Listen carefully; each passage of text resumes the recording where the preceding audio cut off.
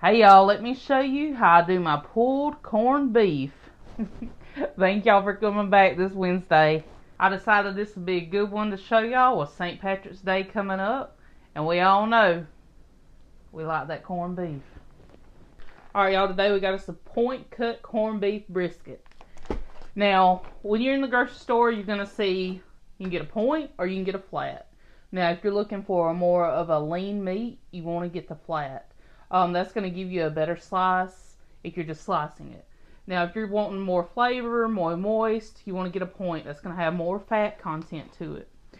But, enough of that. Let's get started. Now, our corned beef is already in a brine. We want to get it out of that.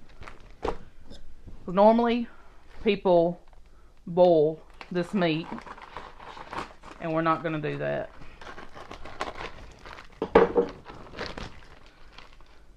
And we're not going to use this little pack either.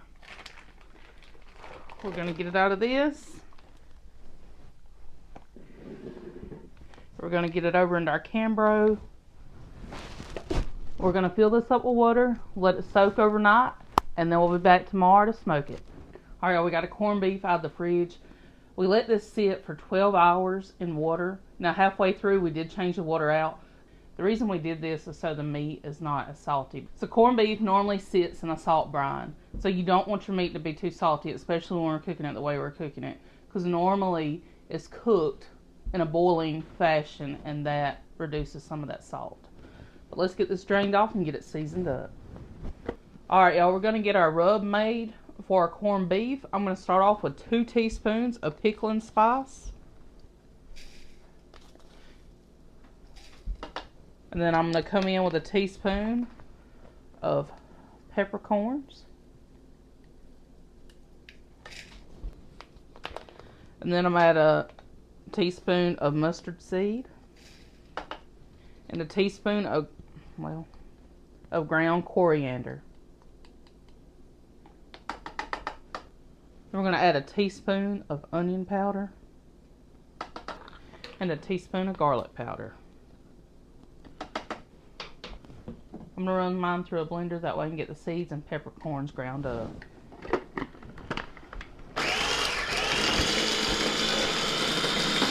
Alright, that's the consistency that I'm pretty much looking for. Alright, let's get our meat out and get it into here. Now what we want to do is just take a paper towel, we want to pat it dry.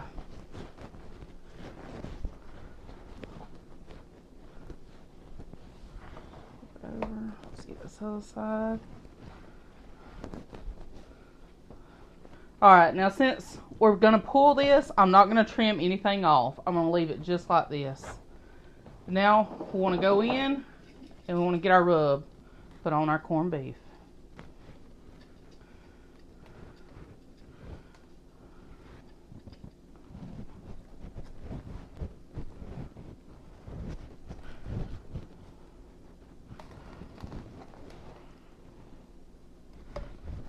Alright y'all, we're going to make us another batch of rub.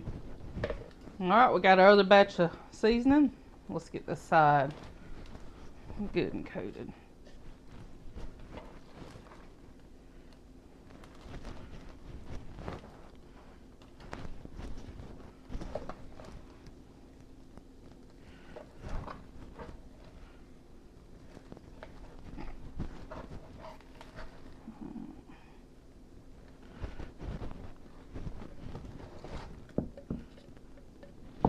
Alright, and this is what it's going to look like once you have all your rub put on there. It's going to create a crust.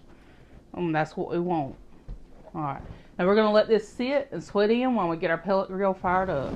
Alright, so we got our pellet grill set for 275. And let's get it on. We're going to do fat side up. We'll be back in about an hour to check on it. Alright y'all, it's been an hour. And this is what it looks like. We still got a ways to go. We'll come back and check in about an hour. Alright y'all, we've had this going for 4 hours. We waited till it got to 175 degrees. Now we want to get it off and get it wrapped and put it back on here. Put it in our pan. Alright, now we're going to put it in our pan. We're going to take us 2 cups of beef broth and get it down in here so we can finish cooking. Now if you're looking to slice this, you want to take it to 205, but for pulling we're going to take it to about 212. Let's go ahead and get it covered. And we're going to keep our pellet grill running at 275 degrees. Alright, we'll be back in a little bit. Alright y'all, it's been going for 2.5 hours. Hitting about 212. And that's what it looks like.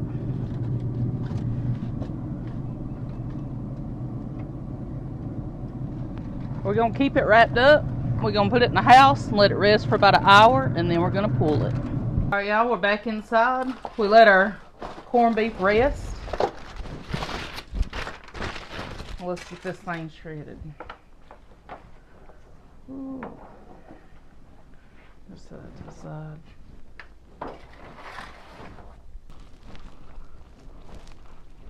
Oh yeah. What's that? That looks good, don't it? Ooh, y'all, this looks so good. Oh yeah. This will make the perfect Reuben.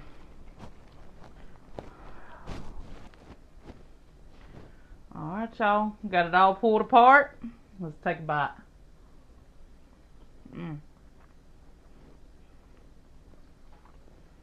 Lord have mercy, that's good. Make sure y'all catch me next Wednesday. You can look for me on all social media, Cooking with Babe. And I hope y'all have a happy and safe St. Patrick's Day.